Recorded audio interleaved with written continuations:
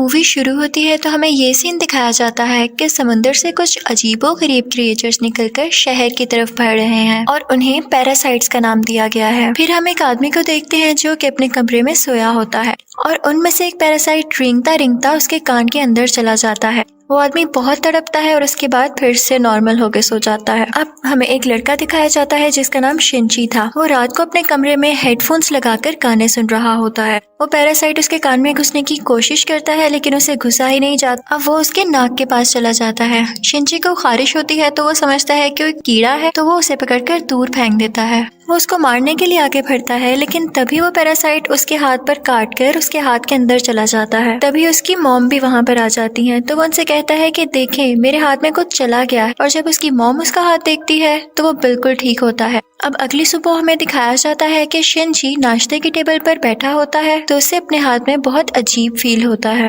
और फिर दूसरी तरफ हमें वो आदमी दिखाया जाता है जिसके कान में स्टार्टिंग में एक पैरासाइट चला गया था। वो अपनी बीवी के सामने आकर खड़ा होता है और अपना मुंह खोल लेता है। उसका मुंह बहुत ही खौफनाक और बहुत ही बड़ा था और वो अपनी बीवी का सर अपने मुंह में लेकर अपना खौफनाक मुंह बंद कर लेता है और ये सब उसी पैरासाइट की वजह से हो रहा था। फिर हमें शिनची दिखाया जाता है जो कि स्कूल जाते हुए रास्ते में अपनी दोस्त से मिलता है। वो भी उसमें काफी अजीब हरकतें नोट करती है और जब वो स्कूल पहुंच जाता है तब भी उसके साथ बहुत कुछ अजीब हो रहा था, जैसे उसके राइट हैंड में काफी पावर आ गई हो। वो घर आता है और अपना हाथ काटने की कोशिश करता है लेकिन उसका हाथ मूव करने लगता है और उसे रोकता है। और फिर हम देखते हैं कि उसका हाथ एक क्रिएचर में बदल गया है और वो शिनची से बातें भी कर रहा था। फिर हम देखते हैं कि वो शिनची की बुक्स भी पढ़ा करता था और उसका लैपटॉप भी यूज किया करता था क्योंकि वो इंसानों के रहने के तरीके जानना चाहता था। जब इसने शिनची की बॉडी में घुसने की कोशिश की थी तो शिनची ने इसे आगे जाने से रोक लिया था, इसलिए अब ये सिर्फ राइट हैंड में ही था और उसी हाथ को कंट्रोल कर रहा था। ये अपना नाम मिकी बताता है और कहता है कि तुम मुझे कभी मत काट क्योंकि मैं तुम्हें कुछ नहीं कहूंगा, तुम मेरे होस्ट जो हो।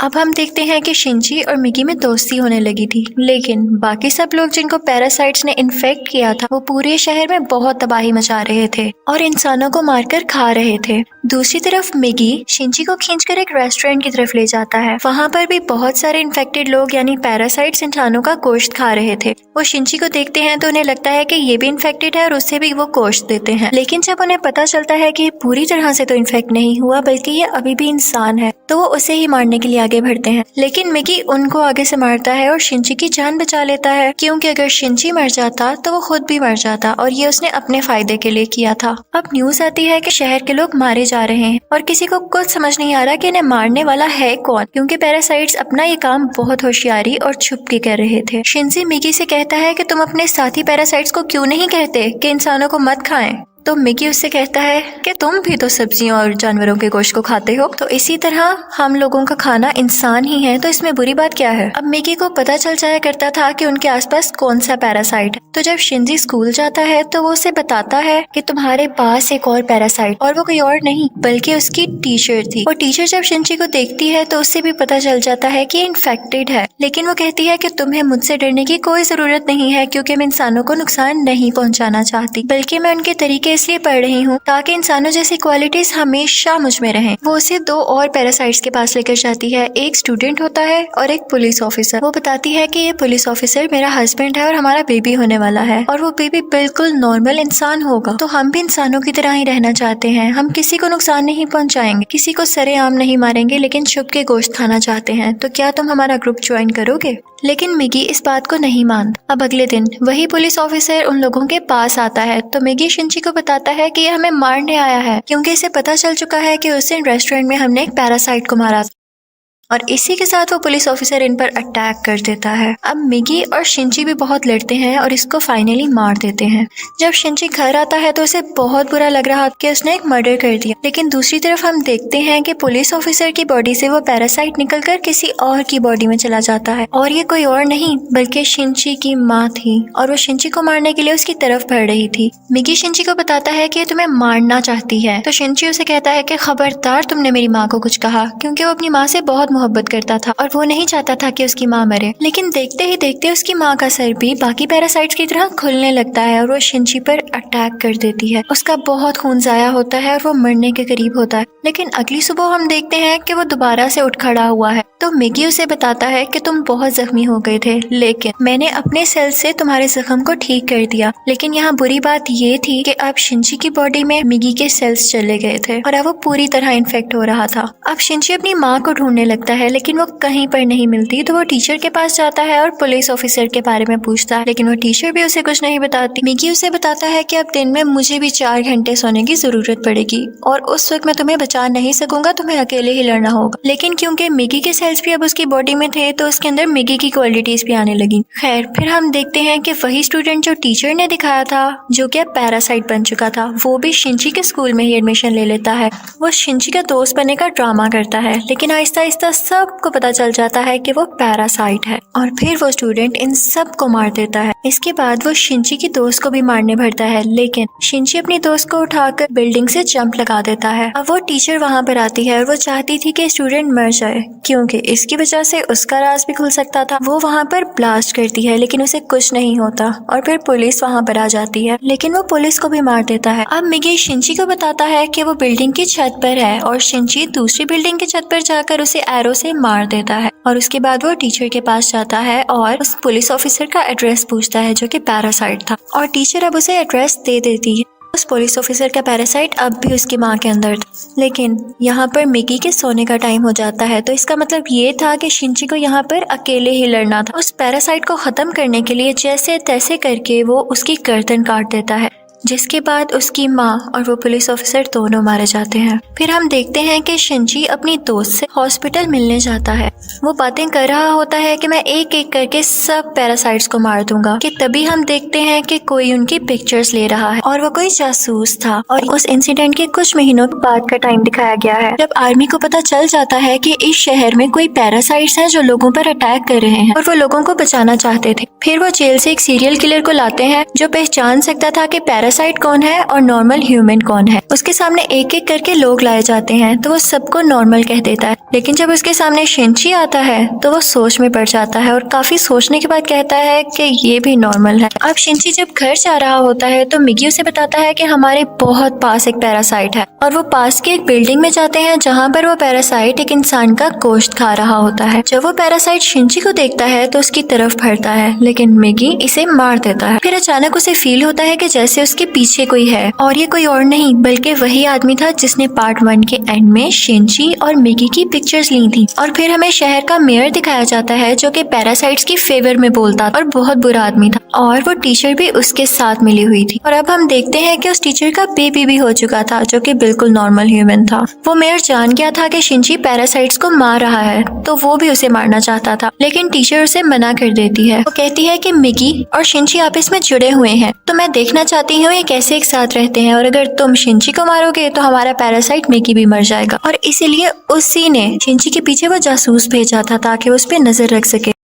शिनची एक दिन चल रहा होता है कि उसे फिर से फील होता है कि उसके पीछे कोई है। वो जासूस उसकी सारी बात सुनता है और उसे कहता है कि तुम्हें अपने बारे में पुलिस को बता देना चाहिए। तो शिनची उससे कहता है कि नहीं, पुलिस में भी बहुत सारे पैरासाइट्स भरे पड़े हैं। उसे यहाँ पता चल जाता है कि इस जासूस को टीचर ने उसके पीछे लगाया है। तो वो टीचर के पास जाता है और कहता है ये तुम सब क्या कर रहे हो, ये करना बंद क्यों नहीं कर देते हो। तो टीचर उससे कहती है तो तुम हमारे साथी पैरासाइट्स को क्यों मार रहे हो, वो सिर्फ अभी इंसानों को खाना सीख रहे हैं और कुछ देर बाद वो उनको मारना भी बंद कर देंगे। वो चुप हो जाता है और फिर जासूस के पास जाता है और उसे बताता है कि वो टीचर बहुत खतरनाक पैरासाइट है, वो किसी भी वक्त तुम्हें भी नुकसान पहुंचा सकती है, तो तुम उससे दूर रहो। लेकिन जासूस उसकी बात पर यकीन नहीं करता। अब अगले दिन वो जासूस उस मेयर से मिलता है। उसे शिनची की बात को टेस्ट करना था कि वो सच बोल रहा है या नहीं, तो इसलिए वो मेयर के रूम में वॉइस रिकॉर्डर लगा देता है। लेकिन मेयर को इस बारे में पता चल जाता है और वो जासूस को मारने का हुक्म दे देता है कि ये अब हमारे लिए नुकसान बन चुका है। वो पैरासाइट को उसके घर भेज भेजता है उसे मारने के लिए,